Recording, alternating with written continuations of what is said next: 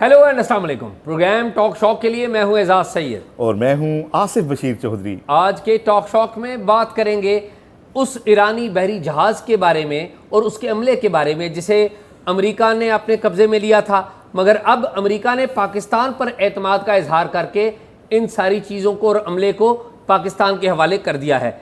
इस पर आपको दिलचस्प बैकग्राउंड भी बताएंगे और ताज़ा तरीन सूरत हाल भी बताएंगे। दूसरे नंबर पर हम बात करेंगे वफाकी दारुल-हुकूमत इस्लामाबाद में अशराफिया की रिहाइशगाह कॉन्स्टिट्यूशन 1 बिल्डिंग के स्कैंडल के बारे में। बड़ा दिलचस्प स्कैंडल है, हमारे पास कुछ नई मालूमात हैं, वो आपको बताएंगे। वैसे तो ट्रेंड बहुत सारा चल रहा है 2-3 रोज़ से, लेकिन आपको नई मालूमात देंगे। तीसरे नंबर पर हम बात करेंगे इस्लामाबाद हाई कोर्ट के उस फैसले के बारे में जो कि इंजीनियर मोहम्मद अली मिर्ज़ा के हवाले से एक ओपिनियन दी थी इस्लामी नज़रियाती काउंसिल ने। उस ओपिनियन को इस्लामाबाद हाई कोर्ट ने रद्दी की टोकरी में फेंक दिया है। क्या मामला है, उस पर भी बात करेंगे।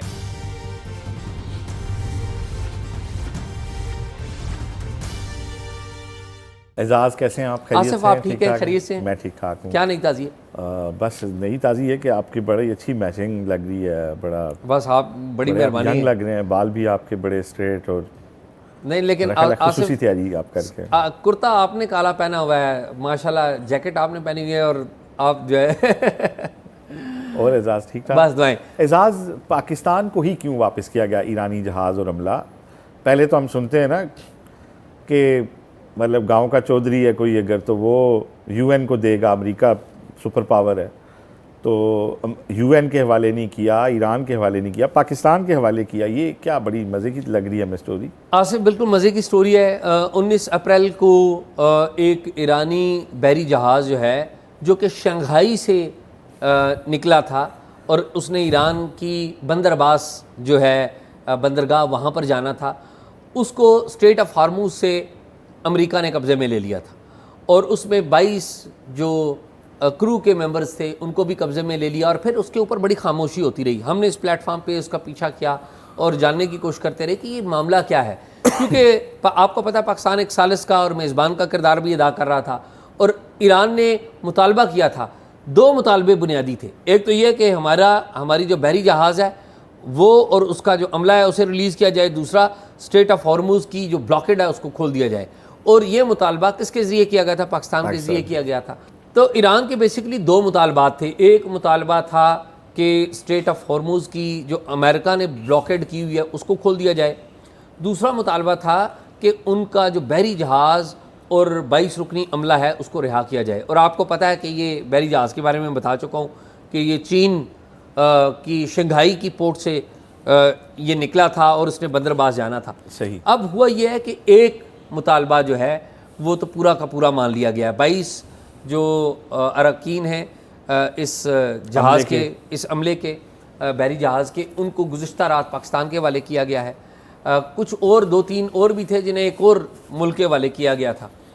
और जो जहाज़ है उसको भी पाकिस्तान के हवाले, अब पाकिस्तान के पानियों में है, उसको रिपेयर किया जाएगा क्योंकि उसको नुकसान भी हुआ। आपको पता है फायर किया गया था अमेरिका की तरफ से, उसके इंजन के ऊपर भी, उसकी बॉडी के ऊपर भी। उसको रिपेयर करके उसकी जो असल मालिक है उनके हवाले कर दिया जाएगा और जो क्रू मेंबर्स हैं वो जब मैं और आप बात कर रहे हैं तो उनको भी ईरान पहुंचा दिया जाएगा। तो ये बहुत बड़ी डेवलपमेंट है। इसलिए बड़ी डेवलपमेंट है कि मुज़ाकरात की जो जिसे कहते हैं ना आस उम्मीद ख़त्म होती जा रही है, वो उसमें एक नया वलवला, एक नया शोला पैदा हुआ है कि नई चीज़ें बेहतर होंगी। तो let's hope for the best. America ने भी आपको पता कह दिया है कि हम अपने फ्रेंडली ममालिक के जो जहाज़ हैं बहरी जहाज़ उनको स्ट्रेट ऑफ हॉर्मूज़ से गुजारेंगे, उनको एस्कॉर्ट करेंगे। तो ये सूरत हाल है यहाँ की। एजाज़, ये तो एक अच्छी डेवलपमेंट है और उम्मीद की जा सकती है कि हो सकता है कि इसके बाद बर्फ़ पिघल जाए और दोनों मुल्क एक मरतबा फिर मुज़ाकरात की मेज़ पर आ जाएँ।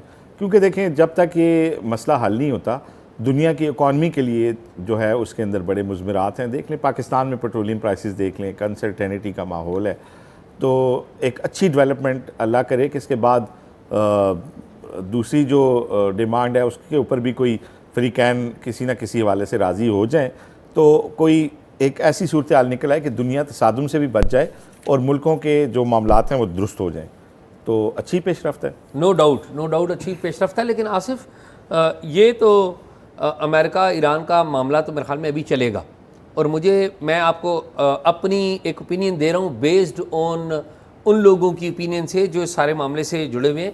मुझे फौरी तौर पे ईरान और अमेरिका के दरमियान एक कम्प्रिहेंसिव माहदा होता हुआ नज़र नहीं आ रहा। आल दो बहुत सारे लोग कह रहे हैं हो जाएगा। जो जिस तरह की ईरान की डिमांड्स है और जिस तरह की ईरान की अंदर की स्टेट है, फौरी तौर पे होता हुआ मुझे नज़र नहीं आ रहा। लगता है ईरानी जो है इसे सितंबर तक, अगस्त के एंड तक लेके जा रहे हैं ताकि अमेरिकी सदर का जो मिड टर्म है वो ख़राब हो और वो इंश्योर हो। वैसे अभी भी मिड टर्म उनका ख़राब हो चुका है अमेरिकी सदर का, लेकिन इस्लामाबाद में जुम्मे के दिन से बहुत बड़ा मसला बना हुआ है। आपको पता है कि कॉन्स्टिट्यूशन 1 की जो बिल्डिंग है, बड़ी अहम इमारत है, वहाँ पर रात 1 बजे पुलिस आई, रेंजर्स भी वहाँ पर मौजूद थी, लेकिन पुलिस गई लोगों के घरों में, दरवाजे नॉक किए। तो आपके पास कोई नई डिटेल्स हैं, नाम शाम आ चुके हैं किस किस का वहाँ पे फ्लैट है, तो क्या आपके पास कहानी? एजाज़, मेरे पास तो इस सारी इमारत की वो इनसाइड स्टोरीज़ हैं जो मैं खुद कवर करता रहा हूँ, क्योंकि आपको पता है कि ये मामला 2010 से मुख्तलिफ अदालतों में घूमता फिरता फराता रहा। एक्चुअली ये मामला 2005 से रिपोर्ट हो रहा है। जी जी हाँ। रिपोर्ट तो 2005 से हो रहा है, लेकिन पहली मरतबा अदालत में मैटर 2010 में गया था। एजाज़, इस कहानी का जब मैं आपको वो डिटेल्स बताऊं जो कि शायद लोगों के साथ पहले शेयर नहीं हुई, तो उसमें बड़ी दिलचस्प चीज़ें, और पाकिस्तान के पूरे हमारे जो हुकूमती निज़ाम है, हमारा जो अदालती निज़ाम है, उसके ऊपर बड़े बड़े सवाल ये एक प्रोजेक्ट जो है वो छोड़ता है। सबसे पहले तो ये कि जब इस प्रोजेक्ट की बिडिंग होती है कि हम चाह रहे थे कि इस्लामाबाद में जी कुछ होटल बनाए जाएं बड़े, तो एक सेंटोरस मॉल, साथ उसके होटल बनना था, और होटल की वो बिल्कुल अलहदा बिल्डिंग थी। जो अभी होटल उन्होंने बनाया वो उसी बिल्डिंग के अंदर बनाया। ये वो होटल नहीं है जो कमिट किया गया था, वो उसके बिल्कुल साथ एक होटल था, उसका प्लाट अभी भी उनके पास खाली पड़ा हुआ है। और दूसरा ये वाला था कॉन्स्टिट्यूशन 1 जो था। अब आप सबसे पहले यहाँ से देखें कि ताकत का गलत इस्तेमाल कैसे किया गया, कि नीलामी होती है और इस जगह की जो वैल्यू है, कॉन्स्टिट्यूशन 1 का एड्रेस, इसकी लोकेशन, वो ब्लू एरिया के किसी प्लाट से भी कई गुना आगे है, ठीक है। लेकिन आप हैरान होंगे कि ये जगह जो थी 75,000 रुपये स्क्वायर यार्ड के हिसाब से दी गई, ठीक। जबकि इसके मुकाबले में जो सेंटोरस का प्लॉट था वो 1,90,100 रुपये के हिसाब से पर स्क्वायर यार्ड जो है वो दिया गया, यानी उसकी ऑलमोस्ट 3 गुना कीमत थी। और इसकी अगर 1 रुपया है तो उसकी 3 रुपये। ये दोनों एक ही वक्त में दी, एक ही वक्त में। लेकिन क्यों? कि यहाँ पे बोली देने वाले कौन थे? जनरल तोकीर ज़िया, ठीक। और वो जनरल थे, जनरल मुशर्रफ की हुकूमत थी, और किसी बंदे ने सवाल नहीं उठाया कि इसकी और उसकी कीमत में इतना डिफरेंस क्यों है। बहरहाल ये हुआ। अब उसके बाद इंटरेस्टिंग फैक्ट आज दिन तक का वो ये है कि इस बिल्डिंग ने आज तक जो पैसे कमिट किए हुए थे ना, उसका सिर्फ 16% दिया, ठीक है। ये 100 रुपये में से 16 जी, अगर ये बिल्डिंग 100 रुपये की थी तो आज दिन तक जो आज आप और मैं बैठे हुए हैं तो सिर्फ 16 रुपये इसके अदा किए गए। अब मामला कॉम्प्लिकेटेड बाज में होता रहा। देखें, होटल की जगह थी, फ्लैट कैसे बुक हो गए किसी ने नहीं पूछा।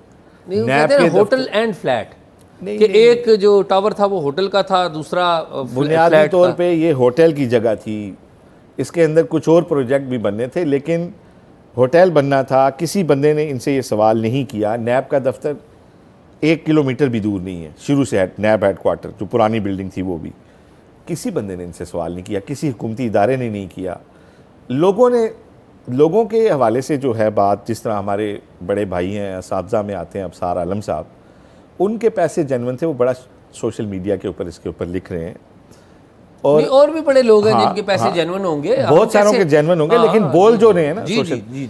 तो मैं ये कह रहा हूँ कि वहाँ पे जो अदालती कानून होता है, अदालत ये कहती है, अदालत अगर मैं और आप इस तरह के किसी मामले में जाएं, जिस तरह आपको याद होगा बोटेनिकल गार्डन का केस आया था, यही हमारे साकिब निसार थे, इन्होंने वो सैटेलाइट इमेजेस देख के इन्होंने घर गिरवा दिए और ज़मीनें खाली करवा दी, और लोग रोते पीटते, बेवाएँ भी आईं। तो उन्होंने कहा जी कि अदालत का असूल है मुश्तरी होशियारबाज, जब आप ले रहे थे तो आपको इसका स्टेटस, इसकी कानूनी हैसियत, ये चीज़ें चेक करनी चाहिए। अच्छा, अब इसमें बताएं ना। अब मैं आपको बड़ी दिलचस्प बात बताता हूँ। ये पाकिस्तान की उस अशराफिया के यहाँ पे फ्लैट्स हैं कि जिनके नाम बहुत सारों के तो यहाँ पे आते रहे हैं, लेकिन ऐसे ऐसे लोगों के नाम हैं इशराफिया के जिन्होंने ख़रीदा भी नहीं है। बहुत सारे लोगों को तो ये गिफ्ट हुए हैं, बहुत सारे लोगों को नॉमिनल उसके ऊपर मिले हैं, क्योंकि कंपनी को पता था कि यही लोग हैं जो हमें, ताकतवर लोग हैं जो हमें हुकूमतों से, अदालतों से रिलीफ लेके देंगे।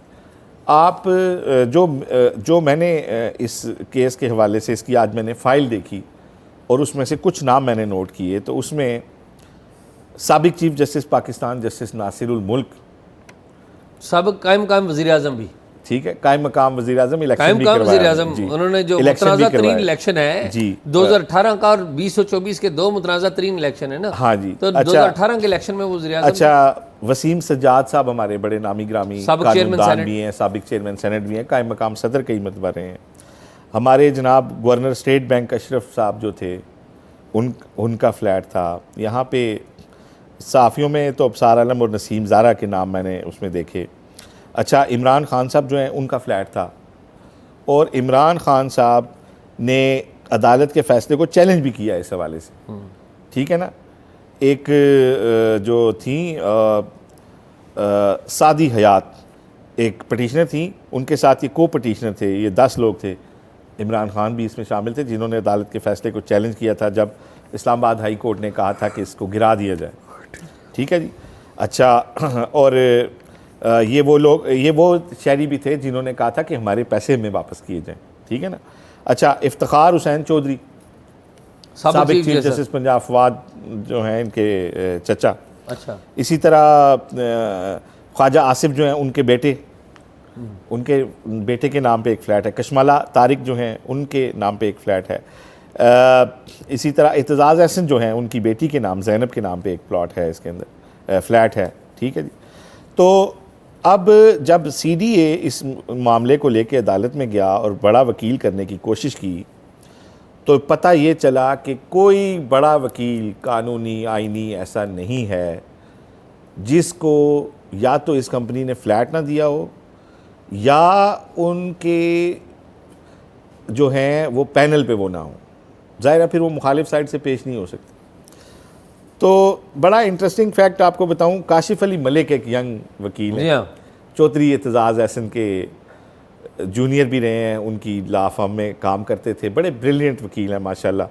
चौधरी निसार अली खान जो हैं उनके सगे भांजे हैं, इनके वालिद साहब भी MNA रहे हैं, आपको पता होगा, ये अटक से। लेकिन मैंने सुना कि बड़े ऑनेस्ट और बड़े वो CDA के यहाँ पर वकील रहे हैं, और बड़े काशिफ अली मलिक तो बड़े माशाल्लाह बड़े ज़बरदस्त वकील हैं। अब CDA ने जब इन्हें किया तो इन्होंने कहा जी कि आप देख लें, या आप बाद में भाग जाएंगे तो मैं हो सकता है फिर आपके मुफाद के भी खिलाफ बात कर दूं, क्योंकि मैं नाकिसीद में जाने वाला बंदा हूँ। तो CDA ने इन्हें वकील किया। तो जब वकील किया तो दूसरी तरफ से इनके उस्ताद इनके खिलाफ पेश हो रहे थे, चौधरी एतजाज़ एहसन। तो इनके लिए एक बड़ी, लेकिन ज़ाहिर है इनके पास जो फैक्ट्स थे, जो कानूनी पोजीशन थी, फिर जिस तरीके से इन्होंने वो सरकारी दस्तावेज़ात और वो चीज़ें सामने लाई, तो अदालत ने भी बड़ी एक लैंडमार्क जजमेंट, जो अतर मिनल्ला थे, उन्होंने पहले तो CDA बोर्ड को भेजा मैटर के सेटलमेंट इसकी की जाए, लेकिन जब उसमें भी फेलियर हुआ तो उन्होंने एक आर्डर किया था कि इसको डिमोलिश कर दिया जाए, ठीक है। तो आप बिलीव नहीं करेंगे कि इनके ख़िलाफ़ कौन कौन से वकील पेश हुए हैं। मैं अगर आपको नाम बताऊं तो आप बड़े सुन के हैरान होंगे। आसमा जहांगीर हमारी ह्यूमन राइट्स की बहुत बड़ी एक्टिविस्ट हैं, हमेशा मज़लूमों की तरफ से पेश हुई हैं, लेकिन इस इमारत के मज़लूमों की तरफ से भी वो पेश होती नहीं। फिर अपना एतजाज़ एहसन साहब का मैंने नाम लिया। ख्वाजा हारिस साहब बहुत बड़े वकील हैं, मियां नवाज शरीफ के वकील रहे हैं, बाद में इमरान खान के भी वकील रहे हैं। उसके बाद बाबर सत्तार साहब मुतासरीन की तरफ से पेश होते रहे हैं। जस्टिस सरदार एजाज इसहाक जो इस्लामाबाद हाई कोर्ट के जज हैं, वो मुतासरीन की तरफ से पेश होते रहे हैं। और मतलब ये चंद एक नाम है। अदरवाइज़ जो जब अपील हुई है तो मखदूम अली ख़ान साबिक अटॉर्नी जनरल और फ़रोग नसीम भी इस केस में पेश हुए हैं।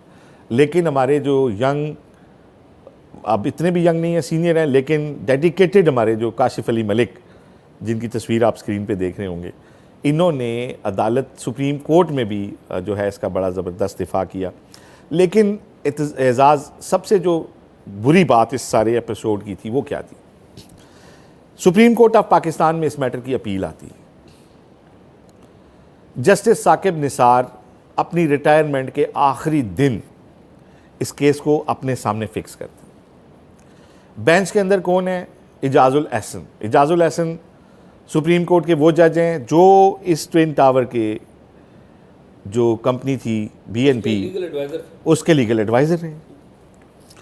अल्लाह भला करे, हमारे एक बड़े दरवेश शिफ्ट चेयरमैन CDA भी गुजरे हैं। आप कहते होंगे यार चेयरमैन CDA और दरवेश शिफ्ट, बिल्कुल। अफजल लतीफ़ साहब एक ऐसे खुश्क दिमाग के एक चेयरमैन थे जो किसी बंदे का लिहाज नहीं करते थे। साकिब निसार साहब ने उन्हें इतना जलील करने की कोशिश की। मैं कोर्ट जाता था, सुबह 9 बजे से वो आते थे और 3 बजे उन्हें कहता था कल दोबारा आए। जैसे साकिब निसार कहते थे कल दोबारा आए, लेकिन वो क्योंकि मैं आपको बता रहा हूँ कि वो किसी का लिहाज नहीं करते थे। ये जब केस टेकअप हुआ तो चेयरमैन CDA ने सुप्रीम कोर्ट के जज की तरफ उंगली करके उन्होंने कहा ये नहीं बैठ सकते इस बेंच में, जस्टिस इजाजुल एहसन की तरफ कहा। और हम हैरान हो गए कोर्ट के अंदर जो लोग थे कि यार चेयरमैन CDA कैसे ऐसी बात कर सकता है सुप्रीम कोर्ट के जजेस के। उन्होंने कहा ये नहीं बैठ सकते इजाजुल एहसन, ये तो वकील रहे हैं इस कंपनी के, ये कैसे आज बैठ के इसका फैसला कर सकते हैं? तो वो कहने लगे आगे से, नहीं देखें मैं तो मेरिट पे डिसाइड करूँगा और इस तरह। और साकिब निसार जो है वो जाली उन्होंने मौला बख्श की वो निकाल लिया उसका गंडासा, क्या आप कैसे कहते हैं ये मेरिट पे करेंगे। और ये बहरहाल ना सिर्फ उन्होंने ये केस सुना बल्कि जो अभी जो सूरत हाल पैदा हुई है इसके सोल जिम्मेदार मैं साकिब निसार को समझता हूँ। उन्होंने एक ऑर्डर दिया कि 17.5 अरब रुपए कंपनी जमा कराएगी तो इसके साथ सारी सेटलमेंट जो है वो हो जाएगी, और वो भी किस्तों में, और उसमें 2 अरब रुपए की डाउन पेमेंट है और बाकी किस्तें हैं। तो 2 अरब रुपए लेके कंपनी ने टेक ओवर किया और तमाम ताकतवर लोगों को फ्लैटों का कब्जा दे दिया और उसके बाद वो भाग गए। और जो मैंने आपको 16% की पेमेंट टोटल बताई है उसमें ये 2 अरब शामिल हैं। अब सूरत हाल ये है कि एक बड़ी तादाद उन लोगों की है जिन्होंने जेन्युइनली पैसे दे के जगह खरीदी, उनका मैं ज़ाती तौर पे समझता हूँ कोई कसूर नहीं है। अगर किसी को गिफ्ट मिला है या कुछ तो वो सामने आ जाएगा, जिन्होंने पेमेंट की है वो भी सामने आ जाएगी। अलबत्ता सरकार की इतनी इंपॉर्टेंट जगह जो है उसको इसलिए नहीं छोड़ा जा सकता कि अब कंपनी भाग गई है और ये और वो है। एजाज़, इस सारे मामले से जो सीखने की बात है या जो इससे जुड़ी बात है वो सबसे बड़ी बात यह है कि पाकिस्तान में सबसे आसान काम है कि किसी कॉलोनी का बोर्ड लगा के करोड़ों रुपए अरबों रुपए जमा कर लें, किसी बड़े प्रोजेक्ट का बोर्ड लगा के करोड़ों अरबों रुपए जमा कर लें। जब आप उसका प्रोजेक्ट का बोर्ड लगा रहे होते हैं, जब आप लोगों से पैसे ले रहे होते हैं, जब आप वो पैसे इदारों को दे रहे होते हैं, उड़ा रहे होते हैं आगे पीछे याशियों में, कोई आपको नहीं पूछता। जब आपके पैसे ख़त्म हो जाते हैं, मुतासरीन के साथ ऐसी की तैसी हो जाती है, उसके बाद फिर नैब भी आ जाता है, फिर एंटी करप्शन भी आ जाता है, फिर रोना पीटना भी पड़ जाता है। दुबई की मिसाल हमारे सामने है। दुबई में अगर कोई प्रोजेक्ट बनता है तो एक प्रपोज़ल जाता है सिविक बॉडी के पास कि जनाब हम आपके फ़लाँ इलाके में 100 मंजिला 200 मंजिला वाट एवर 50 मंजिला बिल्डिंग बनाना चाहते हैं इतने रकबे की। वो प्रपोज़ल हुकूमत देखती है, वहाँ की सिर्फ जो लोकल गवर्नमेंट है, जो भी मुतलका महकमा है, वो देखता है, वो उसकी एक फिजिबिलिटी बनाता है कि ये 10 अरब का प्रोजेक्ट है या 100 अरब का प्रोजेक्ट है। 40% उसकी पेमेंट जो बिल्डर है वो सबसे पहले हुकूमत के पास जमा कराता है। अब उसको कहा जाता है आप इसको एडवर्टाइज़ करें, लेकिन अकाउंट किसका देंगे? सिविक बॉडी का, उस मुतलका महकमे का। पैसे उसमें लोग जमा जो कराएंगे वो किस में कराएंगे? सरकार के पास। तो हो ही नहीं सकता कि एक प्लॉट भी एक्स्ट्रा बुक हो ही नहीं सकता कि एक फाइल भी ज़्यादा बुक हो जितनी लैंड है उससे। पैसे सरकार के पास जमा होते हैं, ठेकेदार जितना काम करता है सरकार उतने पैसे रिलीज़ करती है, और एंड ऑफ द डे जो प्रॉफिट होता है वो बिल्डर को दे दिया जाता है। तो हुकूमतें इसके अंदर चेक्स रखती हैं, बैलेंस रखती हैं। पाकिस्तान में हर शहर में फ्लैटों के मुतासरीन, कॉलोनियों के मुतासरीन आपको हज़ारों में मिलेंगे, मैं सैकड़ों में नहीं कह रहा। लेकिन हुकूमती इदारे उस दिन हरकत में आते हैं जब पैसे लोग लूट के फ़रार हो चुके होते हैं, फिर नैब आ जाता है, फिर एंटी करप्शन आ जाता है, फिर फलाना आ जाता है, वो जी दरख्वास्तें। एंड पे क्या होता है? आपको जी फ़लाने प्रोजेक्ट में ना जी आपकी डील करवा देते हैं, आप वहाँ पे मुल्तान में 4 दुकानें ले लें इसके बदले, और वो आगे एक स्कैम होता है। अच्छा, अभी इसका क्या ताज़ा क्या है? अभी ताज़ा तो यही है कि प्राइम मिनिस्टर ने जो कमेटी बनाई है एजाज, उसमें उन्होंने कहा है कि किसी स्टेक होल्डर को जिसने पैसे दिए थे हम उसको इंश्योर करते हैं कि वो खातिर जमा रखें, उनके साथ ज़्यादती नहीं होगी। लेकिन बतौर प्रोजेक्ट ये पाकिस्तान के अंदर एक लूज़ ग्रिप की बदतरीन गवर्नेंस की सबसे बड़ी एग्जाम्पल है, जो इन सारे हुक्मरानों के नाक के नीचे अपने दफ्तर और घर जाते हुए डेली इस बिल्डिंग के साए से गुजरते हैं। और यहाँ पे जो कुछ हुआ है ये पूरे पाकिस्तान में हो रहा है। फौरी तौर पे एक कानून रियल स्टेट के हवाले से आना चाहिए। कोई बिल्डर अपने अकाउंट में पैसे नहीं लेगा। अच्छा आसिफ, कोई हाँ जी मैं जी जी ऐड करूं? जी जी प्लीज़ बात आप जी जी आप ख़त्म होगी तकरीबन। आसिफ, मुझे दो बातें पता लगी हैं नई इस सारे कज़िए में। एक तो मुझे आसिफ ये पता लगी है कि जो इस्लामाबाद हाई कोर्ट के जो सरबराह हैं चीफ जस्टिस डोगर साहब, इन्होंने ये फ़ैसला दिया उस रात, और मेरी वहाँ पर जो मकीन है उन्होंने मुझे बताया, क्योंकि पुलिस ने उन्हें जो बताया था कि रात 10 बजे डोगर साहब अपनी अदालत में आए और उन्होंने एक वर्बल आर्डर किया रात 10 बजे। ठीक है, अब ये मुझे वहाँ के मकीन बता रहे हैं, उन्हें पुलिस के अफसर बता रहे हैं, और रात 12 बजे ये ऑपरेशन शुरू हो गया कॉन्स्टिट्यूशन 1 वाला। और वहाँ पर कॉन्स्टिट्यूशन 1 का जब ऑपरेशन शुरू हुआ है, वहाँ पर वज़ीर दाखिला मोहसिन नकवी भी बनफ़्से नफीस वहाँ पर पहुँचे। अब मेरे लिए दो बड़े सवाल हैं। एक ये कि रात के 10 बजे ये फ़ैसला अगर हुआ है तो ये गैर मामूली बात है। ये तो ओपन कोर्ट में होना चाहिए था, क्योंकि जो वहाँ पर जिनके दरवाजे खटखटाए गए वो मांगते रहे कि आप हमें ऑर्डर दें, कोई तहरीर दें। उनके पास कोई तहरीर नहीं थी पुलिस वालों के पास। उन्होंने कहा जी हमें ऑफिसर्स ने हुक्म दिया है। तो पता ये चला, किसी एक ऑफिसर ने वहाँ पर एक रेजिडेंट को बताया कि जी रात 10 बजे चीफ जस्टिस साहब आए हैं अदालत में और उन्होंने एक ऑर्डर जारी किया है, जिसकी वजह से ये आपको पता है ना, पेंडिंग था ना सारा मामला। अब रात 10 बजे ये फैसला हुआ है, मुझे कुछ बात समझ में नहीं आ रही। इस पर मैं चाहूँगा कि रजिस्ट्रार इस्लामाबाद हाई कोर्ट से भी हम अगर बात कर लें, अगर उनका मौक़िफ़ है कोई अदरवाइज़, तो हम उनसे भी जान लेंगे कि रात के वक्त इंसाफ। एजाज इससे भी अहम बात यह ना, देखें रात को 10 फैसला दें या सुबह 10 फैसला दें, जब वो वर्बल आर्डर दे रहे हैं ना, तो ये इसलिए गलत है कि उस पर कोई स्टे कोई अदालत नहीं दे सकती। जी ठीक, ये बात वैसे ही मेलाफाइडी है कि आप शॉर्ट आर्डर भी रिटर्न ना जारी करें, चाहे सुबह 10 किया हो। मसला ये नहीं है, मसला ये है कि जब आपने वर्बल आर्डर दिया है तो इससे ये तासुर मिलता है कि शायद अदालत कहीं ना कहीं से शायद कंप्रोमाइज़ ना हो।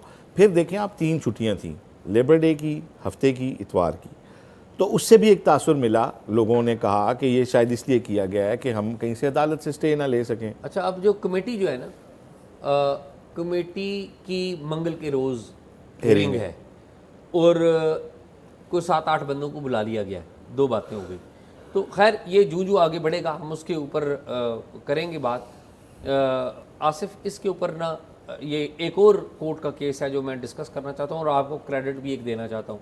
आपको याद होगा आसिफ, गालिबन सितंबर की बात है 2025 में, हमने इस्लामी नज़रियाती काउंसिल का एक प्रेस रिलीज़ है उसको डिस्कस किया था मैंने और आपने। क्रेडिट थोड़ा सा मैं अपने आप को भी दे देता हूँ, लेकिन आपको ज़्यादा देता हूँ। ठीक है, दोनों ने असल में आपने क्योंकि आप ने ही मेरी तवज्जो भी दिलाई थी जब प्रेस रिलीज़ आई थी, क्योंकि आप कवर करते हैं, तो आपने भी बड़ी बेबाकी से उसको क्रिटिसाइज़ किया था। और वो केस क्या था, इंजीनियर मोहम्मद अली मिर्ज़ा के ख़िलाफ़ अगस्त में जेएलएम पुलिस ने कार्रवाई की थी। पहले तो उन्हें उठा लिया कि नक्शे अमन आमा का ख़तरा है, और फिर उनके ख़िलाफ़ गुजरात के एक बाशिंदे की तरफ से तौहीन रसालत का मुकदमा दर्ज हो गया। और फिर 2 माह के बाद इस्लामी नज़रियाती काउंसिल ने कहा कि ना सिर्फ इन्होंने तौहीन रसालत की है बल्कि इन्होंने तहरीफ कुरान भी किया है। और इस्लामी नज़रियाती काउंसिल इसलिए बीच में आ गई कि जेएलएम पुलिस से ये मामला NCCIA के पास चला गया और NCCIA ने एक रिपोर्ट मांगी थी, इससे एक ओपिनियन मांगी थी इस्लामी नज़रियाती काउंसिल से। अब उस वक्त से लेकर आसिफ अभी तक एक नौजवान वकील हैं हाफिज़ ताहिर अयूबी, वो बड़ी जवामर्दी से इस केस को, आपको पता है ये बड़े थ्रेट्स हैं इसमें, तो हाफिज़ ताहिर अयूबी इसकी पैरवी करते रहे। अब इस्लामाबाद हाई कोर्ट के जस्टिस मोहसिन अख्तर कियानी, उन्होंने बड़ी मैं ये कहूँगा कि बहुत बड़ा एक फ़ैसला दिया है, और बड़ी ये भी जुर्रत की बात है कि इस तरह का फ़ैसला देना आसिफ, ये बड़ा मुश्किल काम होता है जी ज़ाहिर है इन केसेस कि में बड़ा उन्होंने जो इस्लामी नज़रियाती काउंसिल की जो ओपिनियन थी, जो कि मैंने और आपने एट दैट टाइम कहा था कि गलत है, और आपने मुझे अच्छी तरह याद है बड़े अच्छे दलाइल दिए थे, उसको मोहसिन अख्तर कियानी साहब ने जिस तरह डिस्कशन हम करते रहे एग्जैक्टली वो उसको उठा के रद्दी की टोकरी में फेंक दिया। तो ताहिर अय्यूबी साहब से मैंने डिस्कशन किया इसके ऊपर, मेरे ख्याल में हम वो देख लेते हैं और फिर मैं चाहूँगा इसके ऊपर आप भी अपनी राय दें। तो ताहिर अय्यूबी साहब बड़े ज़बरदस्त वकील हैं जो आमर्दी से ये करते रहे, तो आइए उनसे उनकी गुफ्तगू सुनते हैं। हाफिज़ साहब बहुत शुक्रिया आपका। हाफिज़ साहब ये बताएं कि 27 अप्रैल को इस्लामाबाद हाई कोर्ट के जज मोहसिन अख्तर कियानी साहब ने एक डिसीशन दिया है, जो कि असलम खाकी पटिशनर थे और उसमें कौंसल आप भी थे, तो थोड़ा सा मैं चाहूँगा कि 9 पेजेस का ये जो फ़ैसला आया है ये गैर मामूली इसलिए है कि इस्लामी नज़रियाती कौंसिल ने अपने दायरा-ए-कार से बाहर निकल कर एक शख्स को, और इत्तफाक से वो एक मारूफ मजहबी स्कॉलर हैं और आपके क्लाइंट भी हैं इंजीनियर मोहम्मद अली मिर्ज़ा, उनके ऊपर ना सिर्फ तौहीन रसालत कह दी बल्कि कुरान पर तहरीफ का भी इल्ज़ाम लगा दिया। तो दोनों चीज़ें गलत साबित हुई, टाइम ने बताया। थोड़ा सा मुझे बताएं कि इस फैसले की बैकग्राउंड क्या है और क्या चीदा नकात हैं जो आपकी नज़र में अहम है। ये ओवरऑल जजमेंट जो है ना, ये बहुत अहमियत की हामिल है। एक तो अप्रूव फॉर रिपोर्टिंग है कि चलें ये फ्यूचर में इसको रेफ़र किया जाएगा कोर्ट्स में और डिसीजन के हवाले से। इससे पहले जो इम्पोर्टेंट बात इस केस के अंदर है कि नज़रियाती कौंसिल की तरफ से जो कोर्ट में जो उनकी ड्यूरिंग आर्गूमेंट्स जो बात उन्होंने कही, उसमें वो ये कहते रहे कि हम इससे पहले भी ओपिनियन देते रहे हैं, रिकमेंडेशंस भी देते रहे हैं, तो इस बेस पे हमने ये भी एक ओपिनियन दी है। अब इन्वेस्टिगेशन, यहाँ जो उन्होंने एक जजमेंट में जो इम्पोर्टेंट बात मेंशन की है वो ये है कि अगर इन्वेस्टिगेशन की तरफ से NCCIA की तरफ से अगर ओपिनियन के लिए किसी को लेटर फॉरवर्ड किया गया, इट मीन्स कि वहाँ जो लॉ है वो एब्सेंट है। ठीक, अगर लॉ एब्सेंट है स्पेसिफिकली उनकी उस वर्डिंग के ऊपर, तो उनका जो रेलिवेंट जो उनको भेजा जाना किसी ओपिनियन के लिए, इसका मतलब लॉ नहीं है, तो उस पर लेजिस्लेशन होनी चाहिए थी। नज़रियाती कौंसिल ने उस पर एक और जाके डबल वो जिसे कहते हैं कि वो एडिशनली एक ऐड किया कि ये बिल्कुल ब्लास्फेमस है, और साथ उन्होंने कहा कि ये तहरीफ कुरान भी है। तो दोनों चीज़ों को उन्होंने इस्लामाबाद हाई कोर्ट के इस lordship mister justice Mohsin Kiyani साहब ने बड़ा डिटेल फैसला दिया। उन्होंने कहा कि नज़रियाती कौंसिल का जो फंक्शंस उनके हैं वो आर्टिकल 229 में और 230 में बड़े क्लियरली उनको वाज़े किया गया है कि वो गवर्नर को, प्रोविंशियल असम्बलीज़ को, सूबाई असम्बलीज़ को, इनको कौमी असम्बली को या सेनेट को वो अपनी राय दे सकते हैं। लेकिन यहाँ पर जो राय है कि इन्वेस्टिगेशन इदारे को देना और उसकी बेस पे क्रिमिनलाइज़ करना किसी इंसान को, तो ये उन्होंने कहा कि उनकी क्रिमिनल डोमेन नहीं है, वो इस तरह की राय नहीं दे सकते। इंडिपेंडेंट रेदर ये हो सकता था कि वो अपने तौर पे इन्वेस्टिगेशन अगर समझती है कि ये इसकी इंटेंसिटी क्या है, वो ये कर सकते थे कि स्कॉलरली कोई ओपिनियन ले लेते हैं या अपना इस तरह से कोई भी जो है ना वो फाइंडिंग बनाने के लिए 173 की रिपोर्ट बनाने के लिए वो कर सकते थे। लेकिन नज़रियाती कौंसिल ने ये जो काम किया है ये उन्होंने अपने इख्तियारात से तजावुज़ भी किया है, और उन्होंने उस जजमेंट में मेंशन किया कि आर्टिकल 9 की भी वायलेशन है, आर्टिकल 14 की भी वायलेशन है, डिग्निटी ऑफ मैन की। फिर स्पेसिफिकली उन्होंने कहा कि आर्टिकल 10A जो फेयर ट्रायल का जो राइट कॉन्स्टिट्यूशन में दिया गया वो वायलेट हुआ है। कि आप वो फेयर ट्रायल किस बेस पे करेंगे, क्या एविडेंस होगी, ऑलरेडी एक इदारा जब है वो उनके खिलाफ इस तरह का डिसीजन देगा, तो वो उन्होंने उसको जो है लिमिटाइज़ किया। अच्छा ये बताएं कि चेयरमैन इस्लामी नज़रियाती काउंसिल और मेंबर्स हमारे लिए तमाम काबिल एहतराम है, लेकिन ये जो उन्होंने इकदाम किया था कि एक पर्सन स्पेसिफिक उन्होंने एक राय दी और फिर उसे पब्लिक भी कर दिया, या तो है कि उसे खुफिया रखते फिर पब्लिक भी कर दिया, और जो इंजीनियर मोहम्मद अली मिर्ज़ा है उनकी लाइफ को भी थ्रेट हुआ। टेक्निकली ये जो हाई कोर्ट की तरफ से इस फैसले को रद्दी की टोकरी में फेंकने का जो ये अमल है, आप समझते हैं कि अखलाकी जवाज़ रह गया है चेयरमैन साहब के लिए और इसके मुअज़्ज़ज़ मेंबरान के लिए कि वो कंटिन्यू करें? उनके लिए तो बड़ी हैरत की बात आपको बताऊं कि लास्ट जो 27 को जो हेयरिंग थी उस पर उनकी तरफ से कोई अपीयर नहीं हुआ। उससे लास्ट डेट पे जब अपीयर हुए थे तो वो इनडायरेक्ट यही कह रहे थे कि हम मुहतात हो जाएंगे नेक्स्ट टाइम के लिए, इसको किसी हद तक चलें। उनको खाकी साहब को उन्होंने कहा था कि आप इसको विड्रॉ कर लें, तो हम इस पर, लेकिन हम चाहते थे इस पर डिसीजन इस पॉइंट ऑफ व्यू से भी आ जाना चाहिए ताकि मुस्तकबिल में कहीं ये फिर अपने इख्तियारात का जो है ना इस तरह से नाजायज़ इस्तेमाल ना करे। लेकिन अब इदारे को जहाँ तक उनके जवाज़ की बात है तो एक क्वेश्चन मार्क उनके ऊपर आ गया कि उन्होंने अगर वो इन केस कोई ऐसा फ़ैसला, कोई ऐसी ओपिनियन, ऐसी कोई डिस्कशन उसके में होती कि वो बैलेंस की बात होती, चलें शायद कहीं ना कहीं उसकी कोई राय पब्लिक उसमें बनाती या करती, लेकिन जिस तरह से इंटेंस हो के उन्होंने एक पब्लिक में इसको फैलाया, और उस वक्त फेसबुक पे जो मेंबर्स थे वो फेसबुक पे लगा रहे थे, उनके यूट्यूब्स पे आ रहे थे हमने ये डिसीजन दिया है, और जैसे लग रहा था कि पैरेलल एक कोर्ट खड़ी होगी। नहीं, वो उसमें तो बाज़ मेंबर्स ऐसे हैं ना जिनके ऊपर मोहम्मद अली मिर्ज़ा खुद तनकीद करते रहे और उनका भी एक ज़ाती कॉन्फ्लिक्ट ऑफ इंटरेस्ट था, बिल्कुल था, ठीक है। तो वो तो एक वैसे ही इखलाकी असूलों के ऊपर पूरी बात अब उनका जहाँ वो पहले ओपिनियन दे भी रहे थे या कोई रिकमेंडेशन उनकी आ रही थी, मुख्तलिफ इदारे उनसे ले लेते थे, जैसे वो दूध के पॉइंट ऑफ व्यू से था या और के जगह पे, अब वो भी एक अंडर क्वेश्चन हो जाएंगी तमाम चीज़ें कि अब हमने किस हद तक जो है ना इस पर रिलाई करना है और किस हद तक नहीं करना, चूँकि आइन में तो उन्होंने क्लियर कर दिया कि उनकी ड्यूटीज़ ये हैं, इसके अलावा वो कोई भी जो है किसी भी इदारे को अपनी ओपिनियन भी नहीं दे सकते। ये तो अब उन्होंने इसको मज़ीद लिमिटाइज़ कर दिया, जो कि पहले नहीं था। जो इस्लामाबाद हाई कोर्ट का जो ताज़ा फ़ैसला है उसके मुताबिक अब टेक्निकली अदारे इस्लामी नज़रियाती कौंसिल से ओपिनियन भी नहीं ले सकते, ऐसा ही है। और बड़ी इंटरेस्टिंग इसमें आपको बताऊं कि एक remarks during arguments back dates पे उन्होंने दिए थे क्यानी साहब ने, कि अगर नज़रियाती कौंसिल को शौक़ है इतना कि वो पैरेलल कोर्ट के तौर पे काम करें, तो वो उनको 27th जहाँ अमेंडमेंट आई थी 28th अमेंडमेंट में वो भी अपना जो है रिकमेंडेशन दे दें ताकि उनको ये इख्तियारात दे दिए जाएँ कि वो क्रिमिनलाइजेशन भी कर सकें। तो उन्होंने पैराग्राफ नंबर 12 में इसको मेंशन भी कर दिया है कि अगर नज़रियाती कौंसिल को इस बात की उन्होंने ऑब्जर्वेशन दी है कि वो रिकमेंडेशन भेज दे अपनी और इस पे लेजिस्लेशन करवा ले कि फ्यूचर में अगर उन्होंने इस तरह का काम करना है तो उनके लिए जो रास्ता हमवार हो जाए, अगर आइन में उनको इजाज़त मिल जाती है। ये बताएं कि ये सारा मामला शुरू हुआ था अगस्त 2025 में, जब आपके क्लाइंट इंजीनियर मोहम्मद अली मिर्ज़ा को पहले 16 MPO के तहत गिरफ़्तार किया गया, फिर उनके ऊपर तौहीन रिसालत का मुकदमा दायर किया गया और फिर आगे 1-2 माह बाद ये इस्लामी नज़रियाती कौंसिल ने फ़ैसला दिया। वो जो केस है तौहीन रिसालत का, जिसे आल्दो के जो कोर्ट है बेल उसके ऊपर दे दी, उस केस का भी स्टेटस क्या है?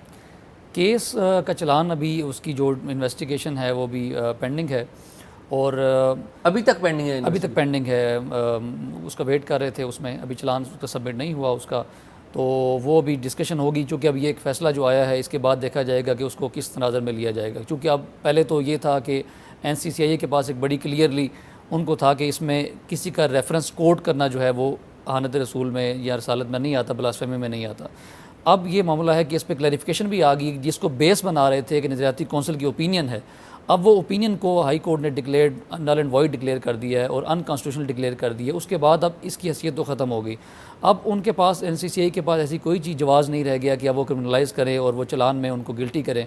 तो अभी वो उसका स्टेटस है, चलान सबमिट होना है, फिर उसका आगे जो प्रोसेस है वो ड्यू फॉलो होगा इंशाल्लाह। हाफिज़ साहब, आपने ये केस, मुझे अच्छी तरह याद है जब शुरू से ये केस आया था तो आपने बड़ी बहादुरी से ये केस लड़ा था और आपको बड़े थ्रेट्स भी थे, और हमें पता है कि जो इन्वायरमेंट है पाकिस्तान में ऐसे केसेस के हवाले से, वी आर ग्रेटफुल कि आप इस केस को फॉलो करते रहें और हम उम्मीद करते हैं कि आप इसे लॉजिकल एंड तक भी पहुँचाएँगे। इंशाल्लाह पूरी कोशिश करेंगे इसकी अपने एंड पे।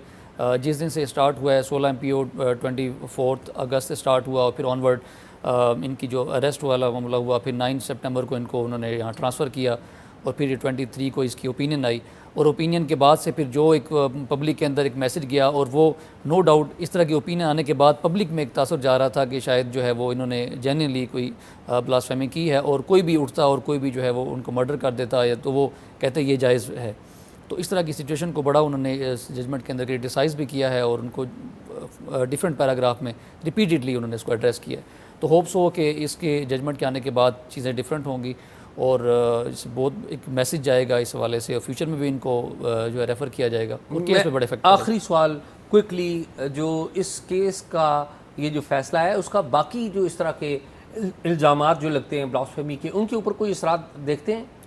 किसी न किसी हद तक तो उसका असर होगा। एक असर तो वैसे भी स्टार्ट तो हो गया ना कि लेकिन जहाँ पर, क्योंकि ये जो फैसला है स्पेसिफिक नज़रियाती कौंसिल के पॉइंट ऑफ व्यू से है कि उन्होंने कहीं अगर राय दी हुई है, अगर इस तरह की किसी और केस में उन्होंने राय दी हुई है तो वो वहाँ ये इफ़ेक्ट करेगा। अदरवाइज़ अगर वो इंडिपेंडेंटली इन्वेस्टिगेशन इंडिपेंडेंट एविडेंस के ऊपर है, अगर वो किसी केस या डिजिटल एविडेंस के ऊपर केसेस हैं तो वो तो उसी तरह से। वैसे देते रहे माजी में इस तरह की राय? मेरे सामने नहीं है, लेकिन सुना है कि उन्होंने इस तरह की कोई जो है ना वो अपनी ओपिनियंस दी हैं इस तरह के मैटर्स में। अब साहब बहुत शुक्रिया आप, thank you so much, welcome back. जी एजाज़, देखें मैंने उस दिन भी कहा था जब ये प्रेस रिलीज़ आई थी, इस्लामी नज़रियाती काउंसिल से अगर राय मांगी गई थी तो उनका काम था सिर्फ वो इसकी राय को दे देते। प्रेस रिलीज़ जारी करना मेलाफाइडी है उनके पार्ट पे, ठीक है। इस्लामी नज़रियाती काउंसिल इस्लाम के रहनुमा असूलों के हवाले उन मामलात में गाइडेंस देती है जहाँ पे कोई इबहाम हो, जहाँ पे कोई आपस में तकरार हो, तो इस्लामी नज़रियाती काउंसिल से एक राय मांगी जाती है जो इज्तिमाई मसाइल के ऊपर बात करती है। इस्लामी नज़रियाती काउंसिल ने वही अल्फाज अपनी प्रेस रिलीज़ में दोहराए थे जो इंजीनियर मिर्ज़ा ने कहे थे, तो उन पर तौहीन रिसालत और वो लगाया गया था। और फिर प्रेस रिलीज़ में कहा गया कि कुरान की तहरीफ की भी दफ़ा इसमें जो है वो पर्चे में डाली जाए। अब मुझे ये बताएं, मैंने उस वक्त भी कहा था कि आपने तो ये प्रेस रिलीज़ जारी कर दी, आप इंजीनियर मिर्ज़ा अदालत से अगर बेगुनाह हो जाते हैं तो क्या स्टेटस होगा? इस बात का जवाब उनके पास नहीं था, चेयरमैन साहब के पास। और उसके बाद आप देखें कि मिर्ज़ा जो हैं उनके ऊपर अटैक हुए, ठीक है, अभी रिसेंटली भी हुआ जी। तो ये मामलात क्योंकि मजहबी होते हैं, इसमें लोगों को अगर उनके किसी आलिम को वो मानते हैं, वो कह दे कि फ़लाँ वाजिबुल कत्ल है और उसको कत्ल किया जाए, तो बहुत सारे हमारे लोग ऐसे अभी तक इतने उसमें स्टेट ऑफ माइंड में होते हैं कि वो ये काम कर गुजरते हैं, उसके लिए वो निकल पड़ते हैं। तो मैं ये समझता हूँ उन लोगों को भी चाहिए कि इस्लाम को ख़ुद से समझें, इसको ठेके पे ना दें उलमा के हाथ में, इसको ख़ुद भी समझने की कोशिश करें। और ख़ास तौर पे कुरान पाक में आपको पता है ना कि फ़रिश्तों ने क्या एतराज़ किया था जब अल्लाह ताला ने कहा था कि मैं ज़मीन पे खलीफा भेज रहा हूँ, तो उन्होंने कहा था ये कत्ल करेगा, फ़साद करेगा। ऐसे तमाम अहकामात जिससे फ़साद फैलने का ख़दशा हो, उनके ऊपर हमें अपना ज़हन भी इस्तेमाल करना चाहिए। देखें, पाकिस्तान में तौहीन रिसालत का कानून मौजूद है, अदालत मौजूद है इसके ऊपर सज़ा देने के लिए। पाकिस्तान में तौहीन कुरान का, तौहीन मज़हब का, तौहीन सहाबा वाले बैत, इन सब के कवानीन मौजूद हैं। इसलिए किसी फ़र्द को ये हक़ नहीं पहुँचता कि वो ख़ुद कानून में हाथ लेके किसी को सज़ा देने की कोशिश करे, अपनी अदालत लगाए। हमें कोई भी मामला है जिस पे अगर किसी के मजहबी जज्बात को नुकसान वो हर्ट होते हैं, वो अदालत का, कानून का सहारा ले और कानून के ऊपर ट्रस्ट करे। जो हमारा इंजीनियर मिर्ज़ा साहब के हवाले से मौक़िफ़ था उसमें क्लैरिटी थी बहुत, इसलिए कि एक तो इस्लामी नज़रियाती काउंसिल ने उनको सुना नहीं था, उनको कोई नोटिस नहीं किया, उनसे कोई वजाहत नहीं मांगी, उनके एक बयान को उठाया और उसके ऊपर जो है ना सिर्फ ये कि एक ऐसी राय जो बंद लिफाफे में मांगी गई थी उसको उन्होंने पब्लिक कर दिया।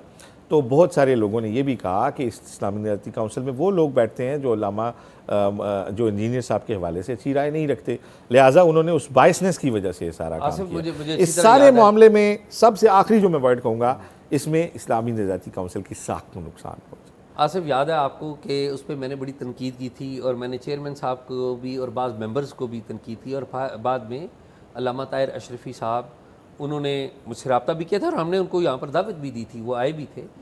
मकसद हमारा क्या था कि मैं तो ज़ाती तौर पे इस्लामी नज़रियाती काउंसिल की एग्जिस्टेंस को गलत समझता हूँ। ये ज़ियाउल हक़ साहब ने बीच में पार्लियामेंट और अदलिया के साथ ना एक बड़ी दीवार एक खड़ी कर दी है। खैर, इसके ऊपर बड़ी डिबेट हो सकती है। ये मुल्क मुसलमानों का है और जो अदालतों में, आला अदालतों में भी बैठते हैं वो भी मुसलमान ही बैठते हैं। ये नहीं है कि उन्हें इस्लाम का पता नहीं और इस्लामी नज़रियाती कौंसिल आके उन्हें नया इस्लाम बताएगी। ये ज़ियाउल हक़ साहब ने उलमा कराम को सियासी रिश्वत देने के लिए ये इदारा कायम किया था और उसके साथ आप चल रहे हैं और ये मसाइल पैदा हो रहे हैं। बहुत अच्छा किया मोहसिन अख्तर कैनी साहब ने, उनको मैं तो कहूँगा कि जितनी उनकी तारीफ़ की जाए वो कम है, मैं तो यही कहूँगा। बड़ा जुडिशियस फैसला उन्होंने किया। मेरे ख्याल में आसिफ यही था। एजाज़ नाज़रीन, प्रोग्राम आपने देखा, प्रोग्राम के बारे में अपनी राय ज़रूर दीजिएगा और अगर कोई सवालात हो या अगर कोई मालूमात हो तो talkshop777@gmail.com पे शेयर कीजिए। अल्लाह हाफ़िज़।